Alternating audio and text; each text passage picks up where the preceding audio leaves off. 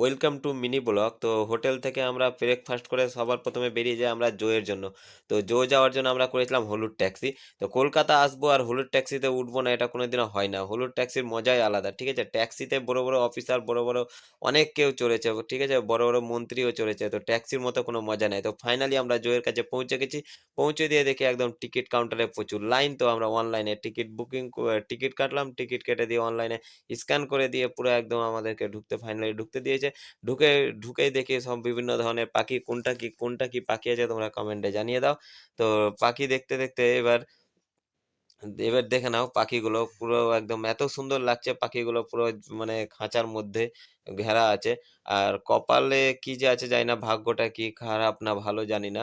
কারণ হচ্ছে ভাগ্যটা এই জন্যই খারাপ বলবো যে হাতিগুলো দেখো, হাতি দূরে আছে সামনে নাই, আর হাতিগুলোকে এতদিন ধরে চান করায়নি। আর বাঘ, ভাগ্যটা এই জন্যই খারাপ বলছিলাম কারণ হচ্ছে যে বাঘগুলোকে দেখছো এত দূরে দূরে আছে, কেউ সামনে নাই, কোনো বাঘ সামনে নাই।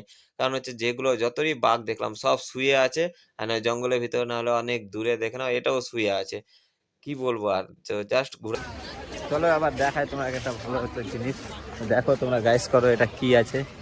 তো এই যে দেখে নাও পুরো এত লম্বা লম্বা ঠ্যাং গাইস, দেখে নাও। ফাইনালি আমাদের চিড়িয়াখানা ঘোরা হয়ে গেছে। তো আমি চিড়িয়াখানা থেকে এখন বেরাবো, বেরোনোর পর যাবো তারপরে ভিক্টোরিয়া। তো তোমরা ব্লগটি দেখতে থাকো, আর ভিক্টোরিয়া কী কী দেখছি তাও সবই দেখতে হবে। তো চলো আবার দেখো।